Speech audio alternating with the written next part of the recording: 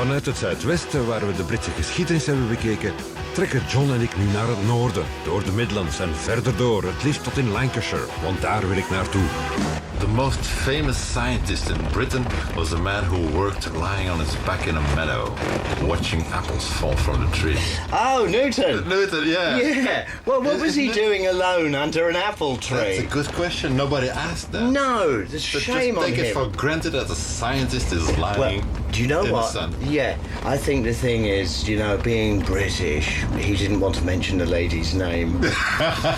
And he just sat there and he got hit on the head with an apple and it led to a brilliant conclusion. Okay.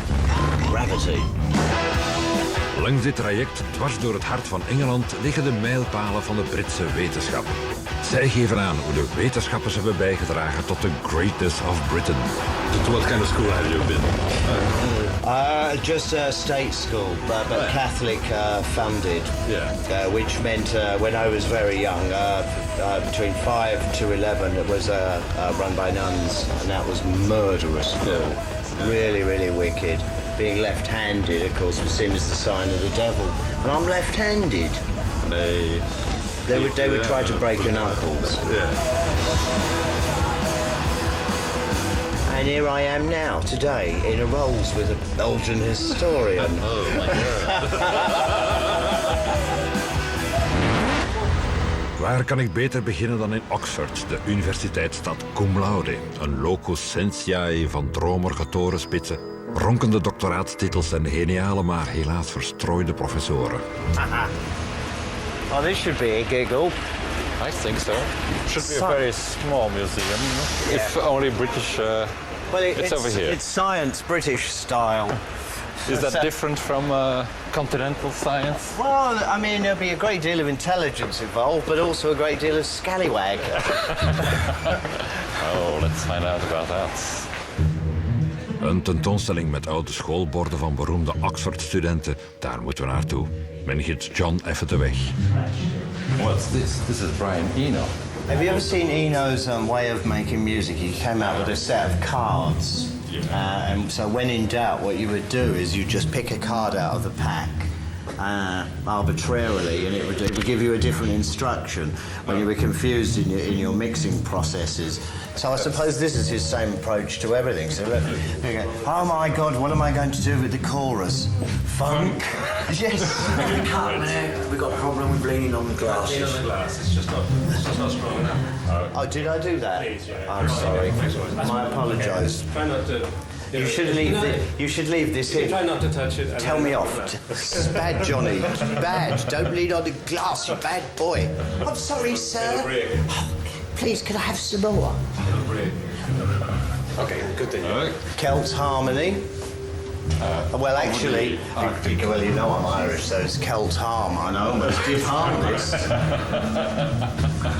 If it wasn't for the sweets. I would much prefer this technology to my newly acquired laptop. This has to be modern, or else it's laptop dancing. Oh, I think it is laptop dancing. It's Chris Patton. I know him as a politician. You do? He was the last governor of Hong Kong. Was And he? he had three beautiful daughters. I remember him navigating out of Hong Kong harbor on a ship flying the Union Jack. He with his wife and his daughters. And his three daughters. You had your nose on one, this eye on that, and that on that. I had them. I saw them all. You sold them off. Dirty old Belgium. Hello, as you know, my name's John and I'm here with Peter Dobson. And this is the wonderful grounds of Oxford. 3 colleges verder heeft John een chemicus in zijn proefbuis. Scheikunde was nooit zijn beste vak. What do you do here? I'm a professor of engineering science, and I also help the university now in developing commercial products. I like to get to the bottom of what Britain is, and this show is for Belgian TV. I'm not sure they'll fully understand us waffling here. What I've got but to tell you, then, we mustn't let them. for Belgian TV, I've got to say that some of the raw material that we use in this particular product here comes from Belgium. Yeah. And we're very proud of the fact that we're an international-facing small company. And some of the stuff in here comes from Western Australia. You know, we don't mind where it comes from as long as it works at the end of the day. Yes, we're British. We cater to kangaroos and sprouts. This is Pete Dobson, and here's two of his very fine products. Can you guess what they are? Well, that says sunscreen, so that's fairly clear. But that, harmful. Is that a urine sample, sir? No, that's the sample of diesel. You don't mind if I have a sniff, just in case you're lying? Not at all, no. I'm joking. Oh, I love that smell. Yeah, it's nice, isn't it? It's really nice. It reminds me of when I used to drink Terps. Accidentally. I like the British scientist's approach to life. It's not so deadpan dreary. You're an eccentric bunch. Yep, I think we are. Do you think you're out to save the planet or turn it into a chemical nuclear nightmare? Oh, I think we're out to save the planet. We're looking for solutions all the time to make life better, not to just make a fast buck. We're really trying to provide solutions. To previous chemical research disasters. A lot of it is that way, I'm afraid, yes. That's the way of life, isn't it? Yep. I mean, I make music to repair the damage done by other people. Yeah. Get me a mirror. Diepgelovige, maar vrijdenkende vorsters die gentlemen's clubs stichten om bij de sherry over wetenschap te keuvelen. Zo kennen we de Britten. Als de wetenschap het op die manier aanpakt, is er geen houden meer aan. Talking to that scientist today, for me, I mean, what a nice bloke. Yeah. You know, down to earth, really, and mad as a hatter, like we all are. And If you spend any length of time with any human being, you know that they're quite daft. and he was able to explain it In a really natural way. So Like, he wasn't talking down to me. Yeah. You know, and that made me very comfortable. Ik red mijn vel en een pak hersencellen door de invitatie beleefd af te slaan. Oh, hello. Yeah. I'm doing a program on what makes Britain great. Oh yeah, is it on now? Yeah. What channel? Belgian TV. Belgian TV. Yeah, go on, tell the Belgians what makes Britain great. No Belgians! No Belgians! Wat maakt een Brit zo typisch, vraag ik me af. Wat drijft hen? Wat drijft John? Trouwens, waar hangt hij uit? En waar blijft die regen die er normaal gesproken met bakken uit de lucht zou moeten vallen? Go on, say something rude to Belgian. Kiss my bum. Kiss my bum. You see? Getting when they're young. Yeah. Yay! Cheers, Oh, lads. it is! Oh, it is! Oh, it is Belgium! Yeah! Misschien wordt niet elke Brit het scherpste mes in de schuif, maar de slimste onwetendheid. The universities were not really that important in scientific advancement. That it was people outside of it. Well, they had an education, of course, but outside of it, that really did the work. That might be very, very true, because there is the image of the eccentric lord running across a field with a butterfly net in the 18th century. And they had to be doing something. In de 18e eeuw binden wetenschappelijk correcte bevindingen de strijd aan met oude instituten als de kerk en de dogma's van de Bijbel. Het is de eeuw van de verlichting waarin moedige wetenschappers eeuwenoud bijgeloof ombuigen naar gezond verstand. De weg is vrij voor grote, zelfs revolutionaire uitvindingen. So you need outsiders and rebels. It's rebels, really, you know, who really create any advancements at all. Otherwise, we'd still be into the flat Earth theory. Yeah.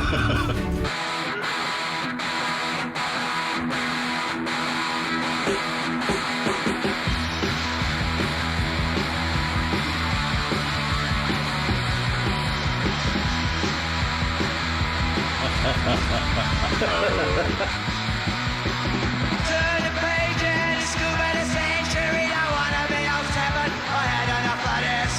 Are we going round in circles here? We're certainly talking in them. Birmingham. Overal in de streek valt van alles te leren over de curieuze uitvindingen die indertijd de koeien in de wei de stuipen op het lijf joegen. Keuze te over. En zo rijden we stomweg verloren. This is a humorous way of transportation. This is how they all travel around here. Hello, mate. Hi. Oh. And an athlete as well. Now, what's that? This is a penny farthing, all original. The back wheel is not. That's a frame, isn't it? How old is that? The bicycle itself, well, the penny farthing was invented in the 1870s. Where is that name penny farthing coming from? Well, the penny farthing, in the old British coinage, the penny was a very large coin and the farthing was a very small one. I see. So if you put a penny next to a farthing, that's where the name comes from. What's your name? Josh. I'm John. All right, John. Your crappy old bike is causing a traffic jam. Modern cars at each end. Can we move to the side? Let's do that. I don't want to annoy these people. This way. Make friends, keep people happy. This was the original police siren. You could recognize the policeman by their big thumbs, you know? That's it. John wil mij zo ver brengen om zelf ook op dat krakkemikkige tuig te rijden. Maar daar trap ik niet in.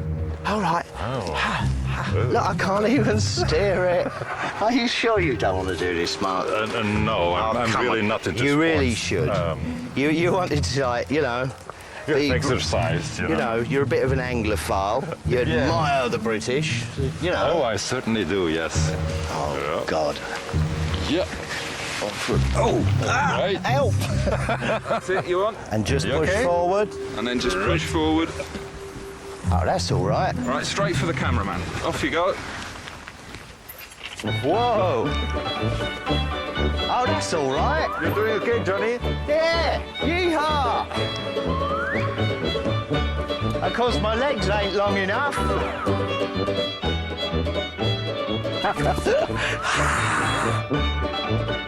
Look at that! Style! Whoa!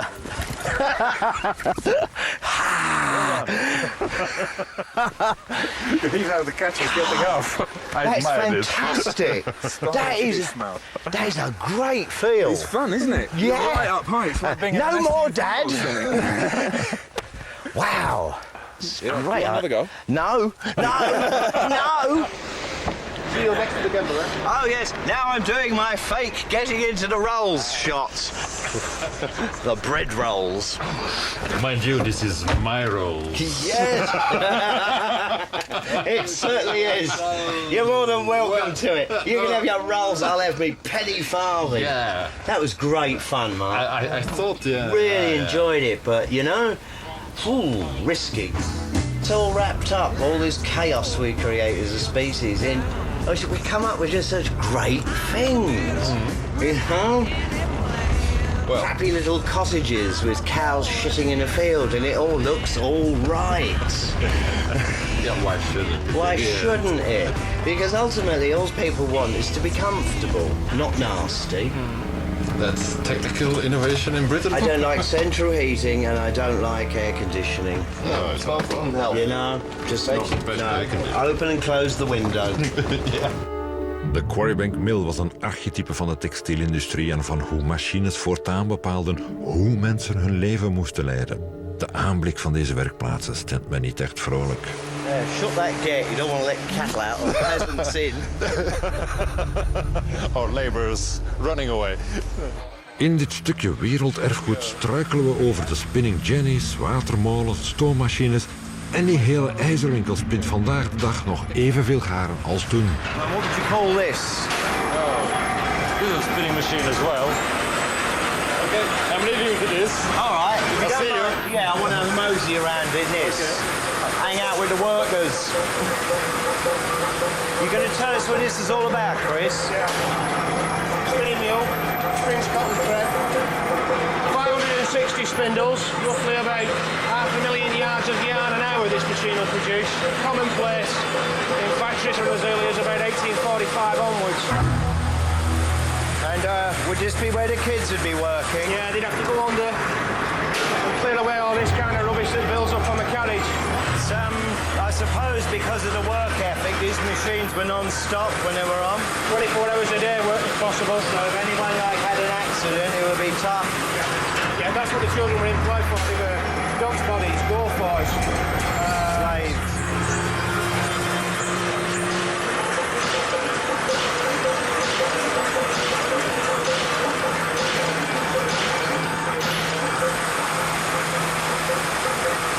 music to my ears. I've always liked the sound of factories. I know there's like blood, death and gore in there and all that, but at the same time there's a real extreme beauty in all of this.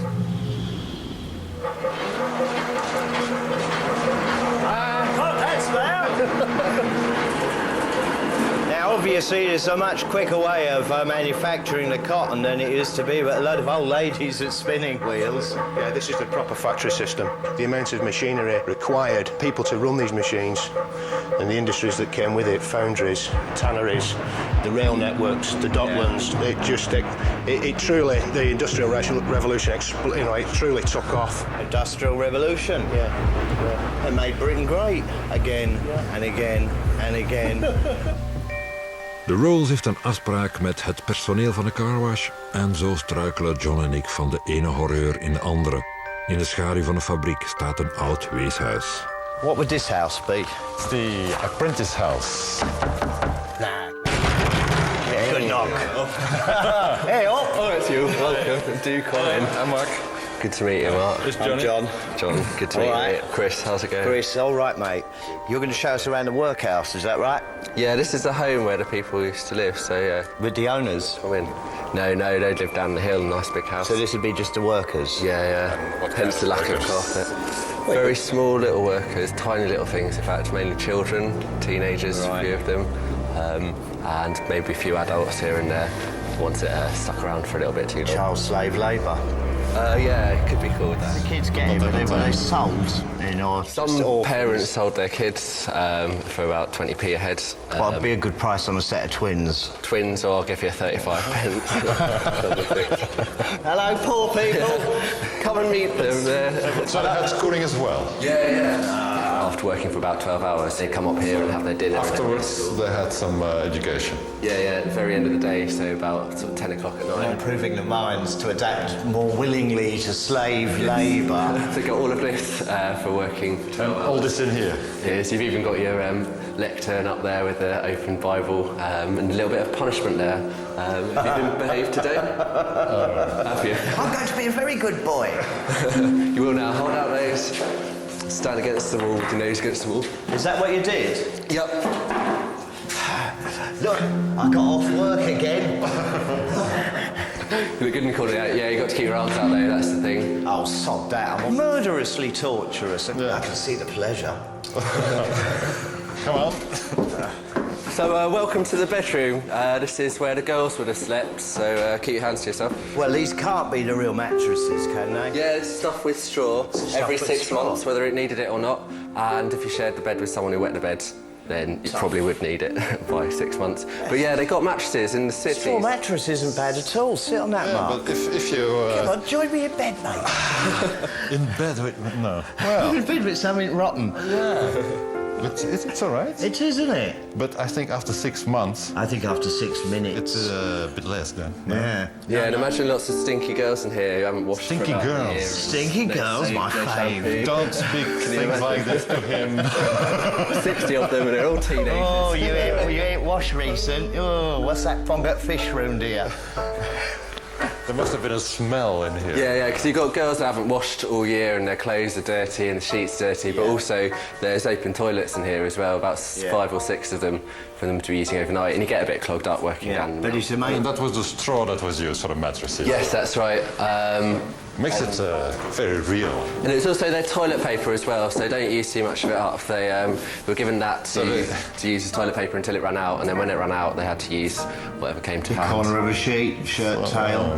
No, I'm not sharing a bed with you if you've been using your sheet. No, that's the old Irish style. You see, you tail of your shirt. Yeah, my uncles still do it. That's why I live in England. Let's see another room. Yes, do come through. So yes, do come down here, and welcome to the parlour. Oh, this is low. Head, yeah. This is where the master of the house? Yes, this is a much posher room. But the children here, did they try to run away or so?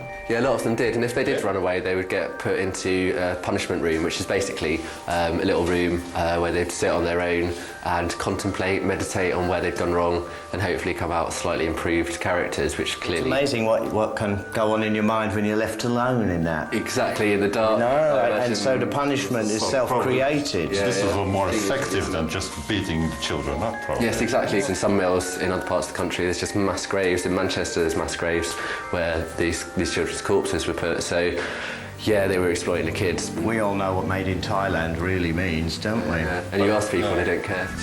The system in England was really hurting children. But we shouldn't be that horrible, you know, that's the trouble with it. Yeah. God, we're all to blame, aren't we? Oh, driver, where's the gun?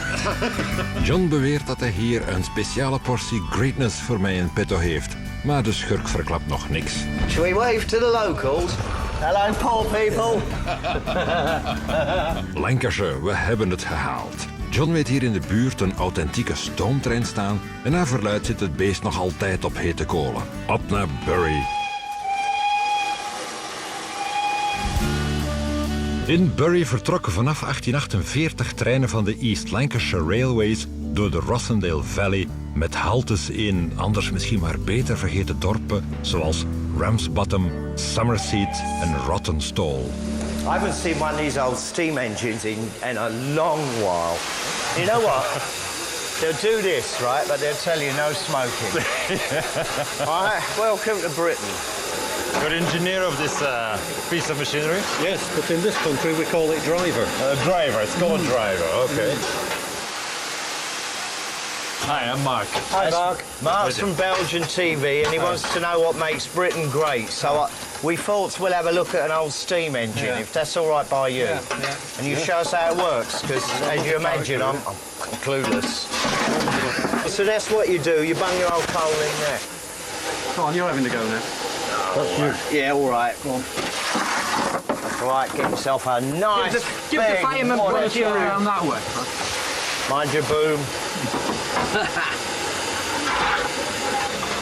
Do you have a water tank in there? The water tank's under the coal. Under the coal. And that's to keep the temperature down if this gets too hot, is it? Well, we're making steam, aren't we? Oh, of so we need water to make steam. No, no, wait. Get out of it. Mark, you're bugging off while they're trying to lecture me on a steam engine. You missed the best bit. That bloke is blatant annoying. Did you understand what he said? Yeah, I did, but it was like going back to school, you know. Like, oh, yes. Oh, what's the first thing we need? Water. What's the second most important thing? Coal. Water. Oh, again. What's the third most important thing you need? Water. Oh! See, I know all about it. You're much better than me. Yeah. Have a seat. We're off. Yeah. Tension. We're off. Is that the right direction? This reminds me of some of them old war movies. Yes. You know. And also with the sound of that engine. Yeah, we could be RAF pilots. Escape from occupied France. De stoomtrein werd uitgevonden omdat het paard in de tijd te duur was geworden. En zie ons hier nu zitten, zwartrijders die we zijn. Want geen van ons heeft ook maar 1 penny op zak. Maar we liegen niet tegen de conducteur wanneer we hem zeggen dat we onze schulden zullen aflossen wanneer de chauffeur van de Rolls ons komt oppikken. All right, are you the ticket collector? No, I'm station master. Station master? We're just doing skiving off work. This is an original engine that once was in regular service. Yes. How old is it? 1927. 1927. And that was used on regular lines in England. That was what we used to call a working train. Yes. Right, you know, pulling coal, steel and all that. It was used very little for a passenger. Steam engine was in fact the glory also of British railways. It was down to 10, 15 mile an hour. That was the fastest it could go. What does it cost to maintain this line? I mean, you're all volunteers. Oh, I won't like to say the costing, how much it would cost. But for a tender of coal now, the price of coal for this particular engine is just short of £900. £900, and how far do you get with 1 tender of coal? It'll run today with that tender of coal. There'll be a bit left, but it'll run today. Oh my God, yeah. that's just for the coal. Yeah. Is it still easy to find the coal because all the coal mines are shut? Well, they did. They shut them and then they import it, don't they? It's South African coal. Australian South African coal. Yeah. Hello, Mark. Welcome to Britain. Nothing's done proper here. Well, they do their best. This used to be an island culture, as you know, and it's self-sufficient. And joining the EU has got its good sides, but it's got its bad sides. It's called specialised, isn't it? Yeah. You know, and we've lost that independency, which I think is a bleeding tragedy in many ways. But it's left us more open-minded. We criticise far more many people now. It's a lot cheaper to import coal from South Africa than to get it out of the ground here. Yeah, that's right. So. Madness, see, because they do it with the industrial thing. It just keeps progressing and technology. And you go, oh, we got no use for coal, but hang on a minute, yes, you do. That's right. Yeah. I used to, when I was young, I lived in a coal-burning house. That was how it was, and much warmer. Much warmer. I didn't get headaches. Was there a smell in the house from the burning coal? You didn't notice it when you know, because that was it. But of course, we did get the London fogs. Het is zondag en zelfs vandaag draagt stationchef Peter zijn uniform. En dat op zijn leeftijd. En dan nog als vrijwilliger, want dit is een museumlijntje. Ze zijn trots, de Britten, op al die wetenschap en technologie die ze hebben bedacht, hoe pragmatisch ook, en die overal hun sporen hebben nagelaten. Ook in John zie ik vooral een pragmaticus. We schijnen het al maar beter met elkaar te kunnen vinden.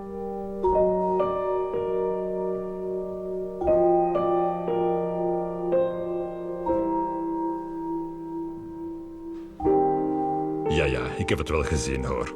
Sterker nog, zijn kinderlijke imitatie van de stoomtrein ontroert mij wel. John kan het zelfs doen regenen. Dit is neerslag zoals het hoort.